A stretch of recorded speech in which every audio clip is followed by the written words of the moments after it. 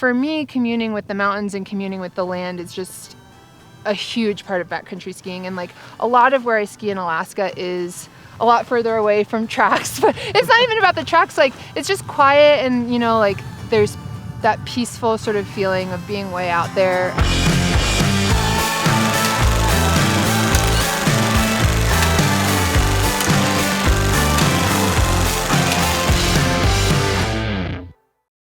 How exactly did you get into backcountry skiing? What brought you into the sport? How long have you been doing it? What keeps you out here? I got a late start to backcountry skiing, to skiing in general. I actually did a little ski school when I was a really young kid, but mostly did not grow up in the outdoors. I grew up very much like a city kid in the city scene on the East Coast. Then I moved out to Alaska to guide hikes and got really into like backcountry hiking and long distance backpacking and that kind of stuff. I started being seasonal in Missoula, Montana, and saw all my friends like going out in the mountains.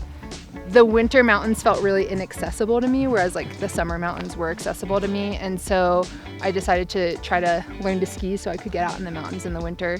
And I was 26 when I learned to ski. I guess that was going on like 7 years ago. And yeah, I pretty much learned, like I took a few lessons at the ski area, but I learned a lot of how to ski in the backcountry and like learned a lot about touring on the fly. How has that been? I guess, you know, learning to get into it at a late age, carving your way through the ski industry that kind of tends to favor folks who have been in the industry for a long time. Like, how's that experience been? I think, imposter syndrome is the obvious one.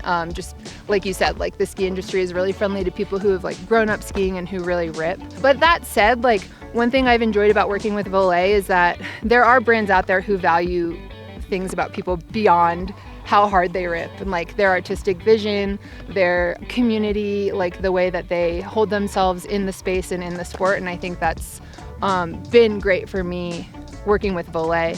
And the reason that I like was able to get as deep into the sport as I was is that like this was my mental health tool. This was my medicine, was like getting out touring. I started touring at like a very low mental health point, and it was like that thing that like kept me going. So I had a ton of motivation to like A, like learn to be good and put in the time and put in the work. B, learn to be safe. I don't want to die ski touring. So I put like a lot of effort and investment into my avalanche skill set.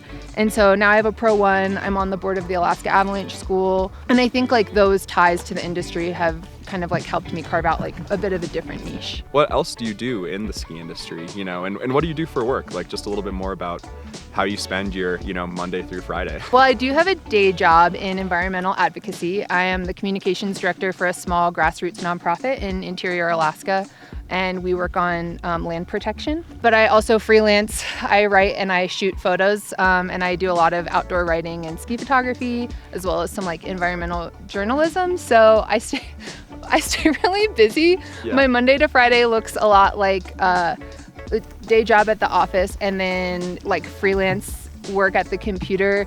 But normally I try to squeeze in like in the winter a sunset lap between the two. Yeah. And weekends are like sunrise to sunset touring. Despite the scene that we're in, skiing the Wasatch backcountry, which doesn't look very much like the backcountry considering all these tracks, why backcountry? There's plenty of great resort skiing out there. It's a good time. I know you do that a little bit, but you know, why backcountry? Why build your hobby, passion, kind of life around that? I guess I mentioned earlier like the mental health aspect of it, and I think the like uphill physical aspect of backcountry skiing is huge for that endorphin release and for you know, maintaining mental health and fitness. But then the flip side of it is like, for me, communing with the mountains and communing with the land is just a huge part of backcountry skiing. And like a lot of where I ski in Alaska is a lot further away from tracks, but it's not even about the tracks. Like it's just quiet and, you know, like there's that peaceful sort of feeling of being way out there. And I think that that connection to the land is like, I don't feel that way on a ski resort. So that's one part of it. But then also a lot of people say backcountry skiing is so expensive. That's true. Like the gear is a barrier to entry. The barrier to entry for resort skiing is huge too. My first backcountry setup was a hand-me-down, and I'm like lucky for that. But yeah, so I think all of those aspects kind of got me out. Yeah.